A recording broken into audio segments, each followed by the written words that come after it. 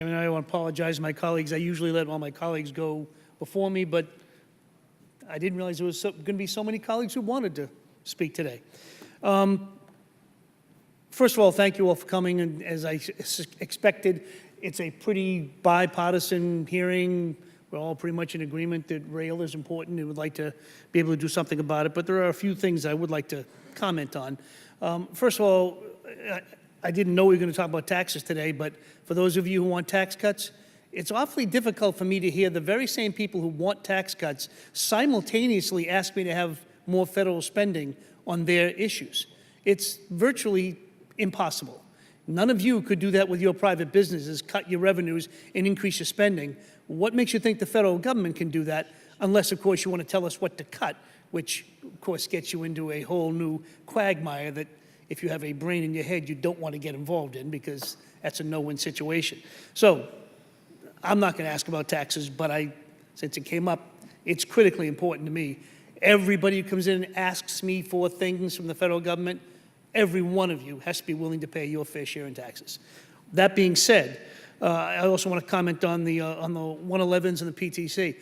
When we did the 111 legislation and the PTC legislation, I will tell you I had numerous people coming to me and saying, we can't get it done, it can't be done, it's going to take 100 years.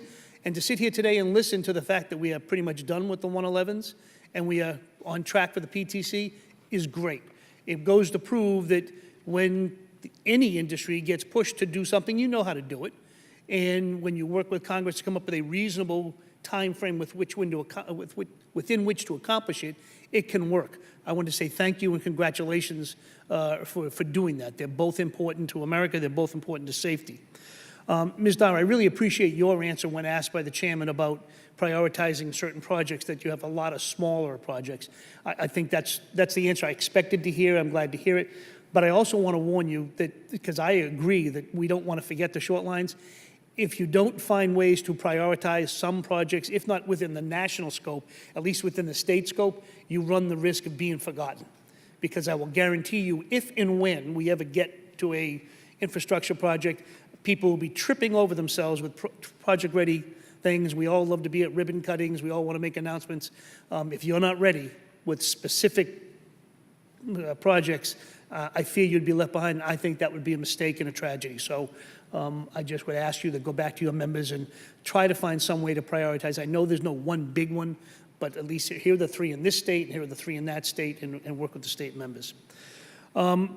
Before I get to the one question I do have, I will tell you that I didn't expect to get into one, but Mr. DeJoseph, in the heavy rail, there is no, hot line. In light rail, there's a live line there. And once in a while, people step on it and they die. And when you talk about prevailing wage, for me, that's a live line. The prevailing wage, to me, is the way that we ensure that monies that are spent by the government actually get to working people. And without the prevailing wage, the disparities we're seeing today in income across this country would be greater.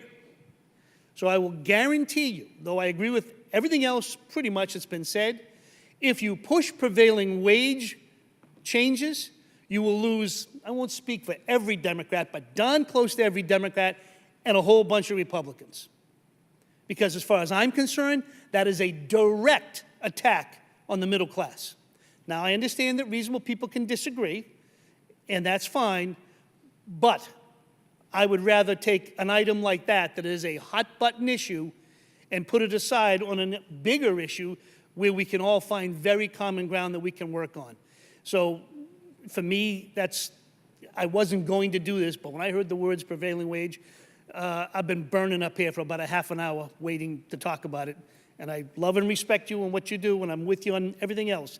But that one, that's the best way I can think of that would divide us, not just in the middle. My side will win. And the problem is, if you push it, you risk bringing down everything else for that, and I don't think we want to do that. Mr. Hamburg, and it's not just you, but you're the one who mentioned it, about streamlining regulations. Yes, sir. We're all trying to streamline regulations. Everybody wants that, but we will disagree exactly what streamlining is and the lack of regulations are, that's a fine line.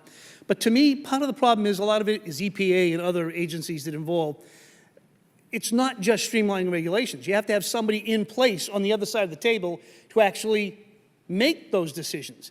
In your experience, has some of the cuts that we've made in the government agencies reduced the personnel on the other side of the table or made their jobs harder so that they cannot get to all the regulations that they're supposed to get? Have we cut it too much, or is it just no regulation is a good regulation? It is not no regulation is a good regulation. In fact, I want to just emphasize that what we're talking about is not doing away with reviews, not doing away with making sure that it is done properly, but trying to streamline it. I'm not really in a position to answer your question because it's our members who deal directly with the agencies, but let me take that question for the record and get back to you. Fair enough. Thank you. Thank you, ma'am. Yes, sir. Thank you.